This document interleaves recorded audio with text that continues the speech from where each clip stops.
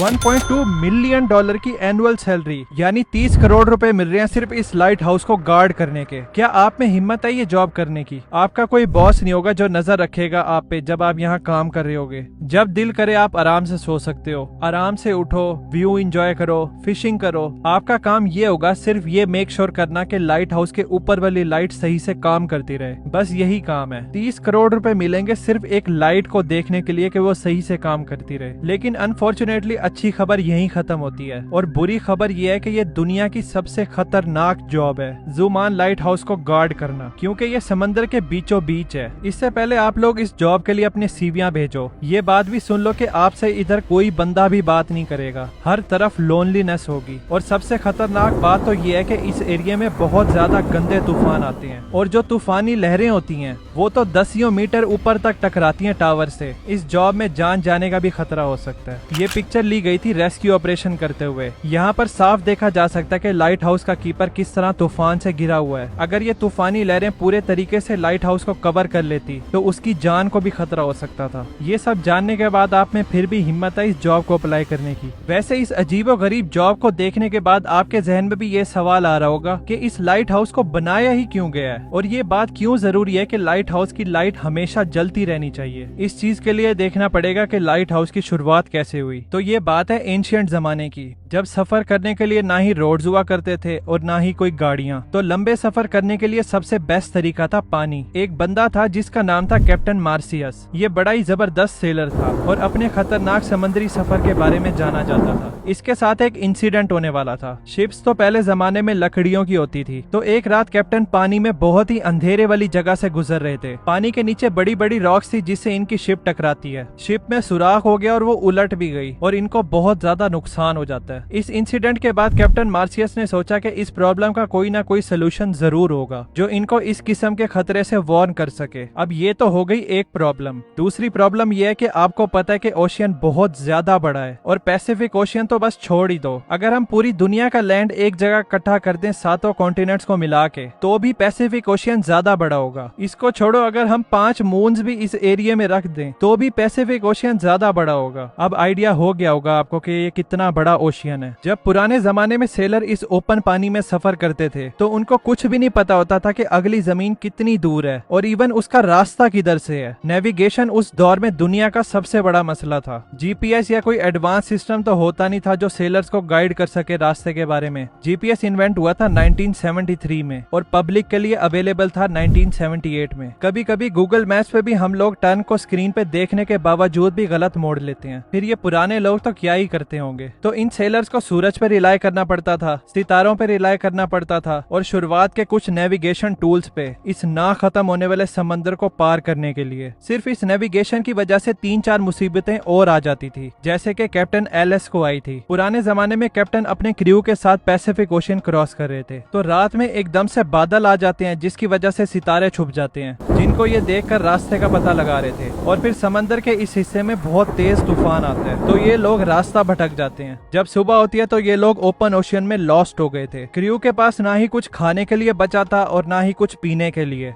भूख और प्यास की वजह से क्रू का बुरा हाल होता है। आपको भी पता होगा कि ओशियन का पानी हम इंसान नहीं पी सकते क्योंकि ये बहुत ही ज्यादा नमकीन होता है। इसके पीने से इंसान की मौत भी हो सकती है। तो ये लोग पानी में होने के बावजूद भी प्यासे थे। बहुत सारे क्रू मेंबर्स मर गए थे। कैप्टन को बहुत मुश्किल से लैंड मिला था और फाइनली ये लोग वहाँ पर जाकर स्टॉप करते हैं। अब दुनिया के सबसे पहले लाइट हाउस की शुरुआत होने वाली थी। इजिप्ट में मेडिटेरेनियन सी के साथ था एंशिएंट सिटी ऑफ अलेक्जेंड्रिया। वहाँ का रूलर था फेटोलमी II फिलाडेल्फियस। इसका किंगडम उस टाइम एक प्रॉपर हब था ट्रेड कल्चर के लिए, लेकिन इस किंगडम के लिए सबसे बड़ा मसला था इसकी लोकेशन। अगर आप इस पिक्चर को गौर से देखें तो शहर के किनारे पे जाने के लिए यहाँ से गुजरना पड़ता था और इसके साथ में देखें कि कितने सारे पत्थर हैं। जब ट्रेड करने वाली शिप रात के टाइम इस जगह से तेज रफ्तार से गुजरती थी तो ये पानी के नीचे नोकदार पत्थरों से टकराती थी। ये शिप्स डूब जाती थी और इनके कार्गो भी जाया हो जाते थे, जिसकी वजह से इनके किंगडम को बहुत ज्यादा नुकसान हो रहा था। किंग पेटोलमी ने अपने किंगडम की मेरीन ट्रेड रूट की सेफ्टी के लिए उस टाइम के एक्सपर्ट और ब्रिलियंट आर्किटेक्ट सोस्ट्रेटस ऑफ सिनिडस को बुलवाया और उनसे इसके सोल्यूशन के लिए मदद मांगी। दोनों ने मिलकर बहुत ही जबरदस्त प्लान बनाया, एक रोशनी के बड़े से मीनार को बनाना जो शिप्स को गाइड किया करेगा सेफ्टी की तरफ और साथ ही इनको वार्न भी करेगा पानी के लहरों के नीचे मौजूद खतरे से। डिटर्मिनेशन के साथ सोस्ट्राटस काम शुरू कर देते हैं, लेकिन इनको ये नहीं पता था कि जो चीज ये बना रहे हैं वो one of the greatest engineering Marvel बनने वाला है एंशिएंट वर्ल्ड का,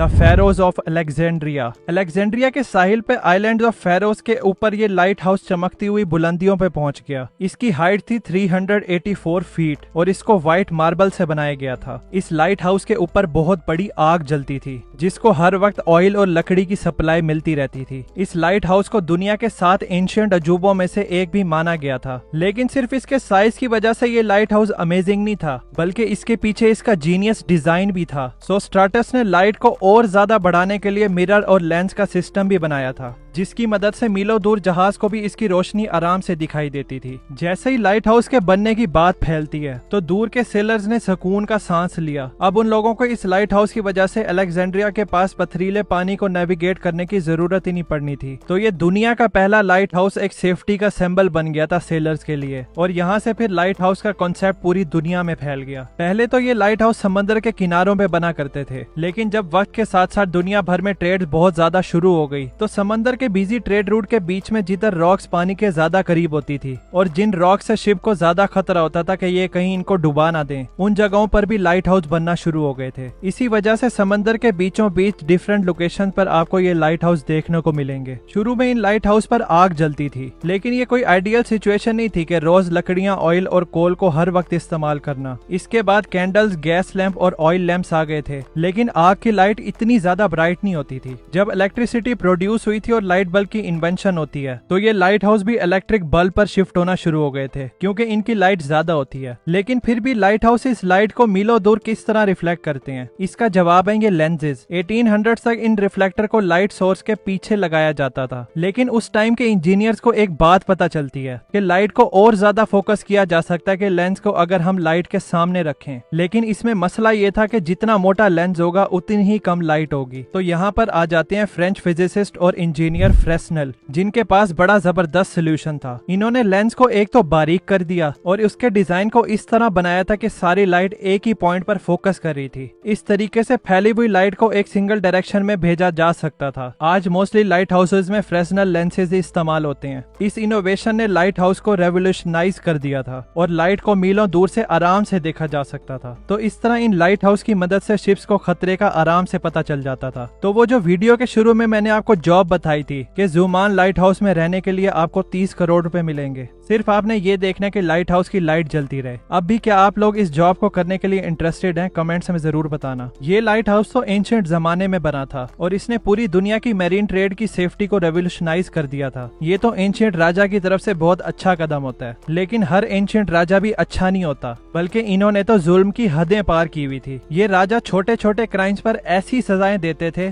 जिनको देखकर आपके रोंगटे खड़े हो जाएंगे। इनकी इन्हीं 6 सजाओं पे मैंने ये वाली वीडियो बनाई है, आपको हाईली रिकमेंड करूंगा कि आप जरूर देखना। मिलते हैं फिर उस दौर में।